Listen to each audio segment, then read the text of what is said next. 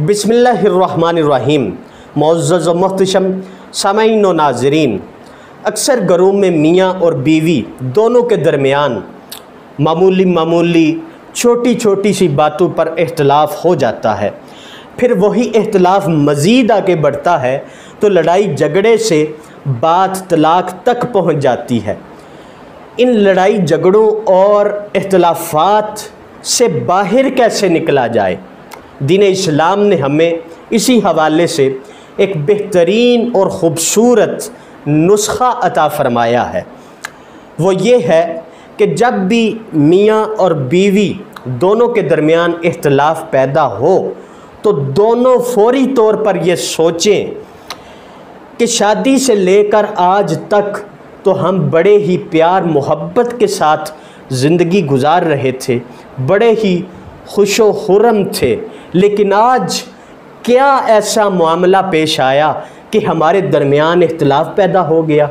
अब इस इख्तिलाफ को हमें फौरी तौर पर प्यार मोहब्बत के साथ मिल बैठ के ख़त्म करना होगा, नहीं तो यही इख्तिलाफ मज़ीद तूल पकड़ लेगा।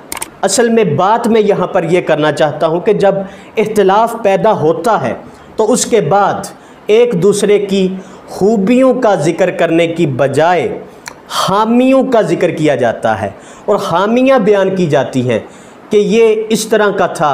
शोहर कहता है कि बीवी इस तरह की थी।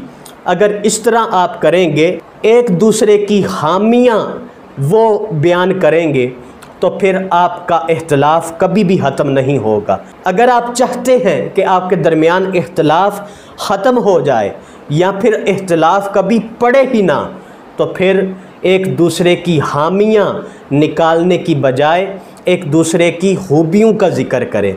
खूबियों का ज़िक्र करेंगे तो जो आपके दरमियान अगर कोई ऐसी खामी कमी बेशी होगी तो वो भी खूबियों का ज़िक्र करने की वजह से दूर हो जाएगी। इसीलिए अल्लाह रब्बुल इज़्ज़त ने भी कुरान करीम की सूरह नूर में आयत नंबर 19 में इरशाद फरमाया, वआशिरुहुन्ना बिल मारूफ फ़इन करिहतुमुहुन्ना फ़असा अन तकरहू शैय्यन वयजअलल्लाहु फ़ीही खैरन कसीरा। फरमाया, और ज़िंदगी बसर करो अपनी बीवियों के साथ उम्दगी से, फिर अगर तुम नापसंद करो उन्हें तो सब्र करो, शायद तुम नापसंद करो किसी चीज़ को और रख दी हो अल्लाह ताला ने उसमें तुम्हारे लिए खैर कसीर। हमारे आका मौला ताजदार ख़त्म नबूवत जनाब मोहम्मद मुस्तफ़ा सल्लल्लाहु अलैहि वसल्लम, आपने भी इसी हवाले से इरशाद फरमाया, तुम में से कोई मर्द किसी औरत से बुग़्ज़ ना रखे, क्योंकि अगर उसकी कोई एक आदत तुमको नापसंद होगी तो उसकी कोई ऐसी आदत तो होगी जो तुमको पसंद होगी। इसलिए अहबाब ज़ी वक़ार, इससे हमें यही दरस मिलता है, यही सबक मिलता है कि खामियों की बजाय खूबियों का ज़िक्र करो। अगर तुम खूबियों का ज़िक्र करोगे तो हो सकता है खूबियों का ज़िक्र करते करते जो खामियां हैं वो खामियां दूर हो जाएं।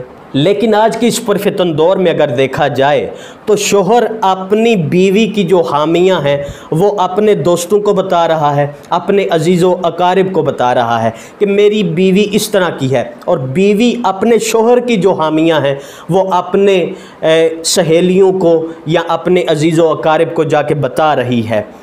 अगर इस तरह आप करेंगे तो आपका इख्तिलाफ मज़ीद बढ़ेगा। इस तरह आप लोगों को खुद ये मौका फ़राहम कर रहे हैं कि लोगों आओ हमारे घर की तरफ देखो और हमारे घर को तनकीद का निशाना बनाओ।